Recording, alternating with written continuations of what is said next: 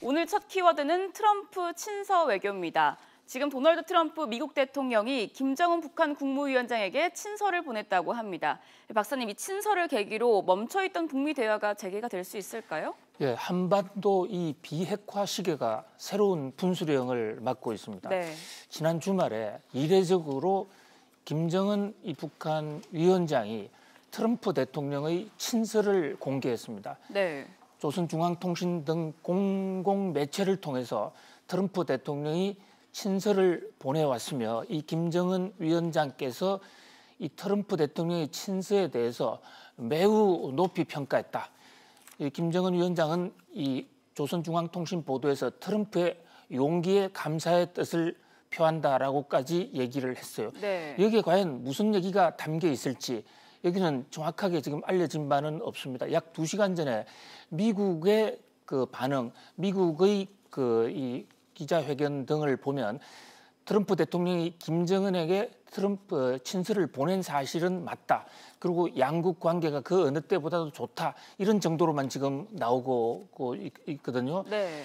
아시다시피 지금 시진핑 이 중국의 이 국가 주석이 북한을 다녀가면서 네. 남북 관계에 새로운 훈수를 뒀을 거다. 새로운 어떤 그 제안을 했을 것이다라는 얘기가 나오고 있는 와중에 트럼프 대통령의 친서가 북한에 도착을 했고 이 앞서서 또 김정은 위원장의 친서가 미국으로 도착하지 않았습니까? 네. 그런 각도에서 일각에 오늘 아침 일본 아사히 신문은 트럼프 대통령이 조만간 판문점을 방문할 것이다. 판문점에서 특별 연설을 할 것이다.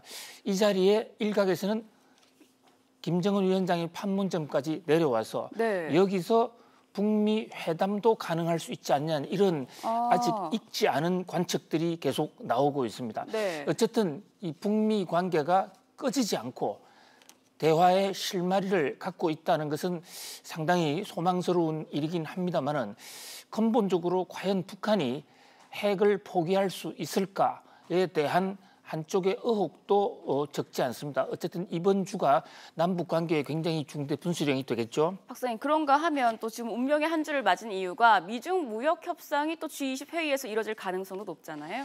그렇습니다. 이 세계 경제 입장에서 보면 이번 주의 모든 시각은 일본 오사카로 몰리고 있습니다. 네. 오사카에서 28일부터 열리는 이 G20 회담, 이것이 그야말로 운명의 한 주가 될 것 같습니다.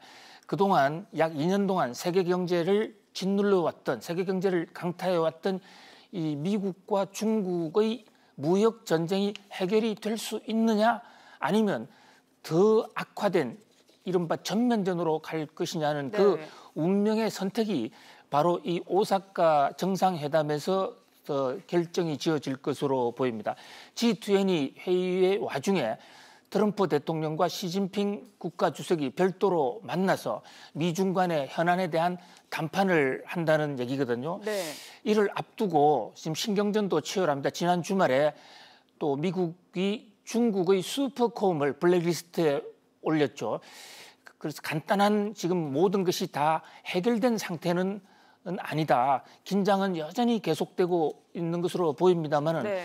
어쨌든 이 미중 무역 전쟁이 두 나라 정상 모두에게 지금 부담이 되고 있는 만큼 시진핑 국가 주석과 트럼프 대통령이 이번 이 오사카 회담을 통해서 어떤 돌파구를 마련하지 않을까 매우 주목이 돼요. 이 끝나자마자 트럼프 대통령은 또 한국으로 넘어와서 문재인 대통령과 정상회담을 하게 됩니다. 네. 그야말로 이번 주는 한국과 세계 경제의 운명을 좌우할 그야말로 운명의 한 주가 될 것으로 보입니다.